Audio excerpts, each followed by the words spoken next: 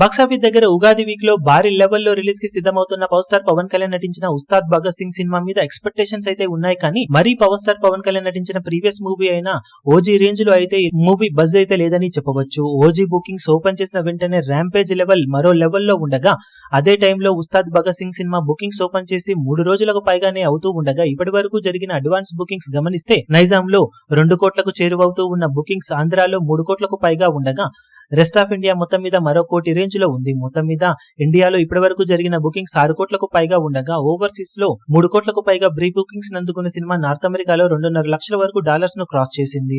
మొత్తం మీద 10 కోట్ల మార్క్ బుకింగ్స్ కు చేరువవుతూ ఉన్న ఈ సినిమా ఓవరాల్ గా బజ్ అలాగే బిజినెస్ దృష్ట్యా ఇంకా బెటర్ కలెక్షన్ సొంతం చేసుకోవాల్సిన అవసరం ఉంది.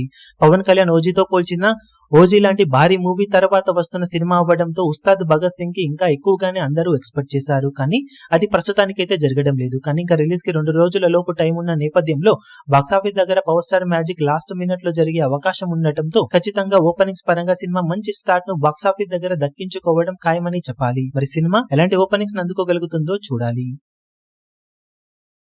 ఈ వీడియో మీకు నచ్చినట్లయితే లైక్ చేయండి, షేర్ చేయండి, ఛానల్ ను సబ్స్క్రైబ్ చేయడం మాత్రం మరవకండి. ఏ చిన్న అప్డేట్ ను మిస్ అవ్వకూడదు అనుకుంటే బెల్ ఐకాన్ ను ప్రెస్ చేయండి.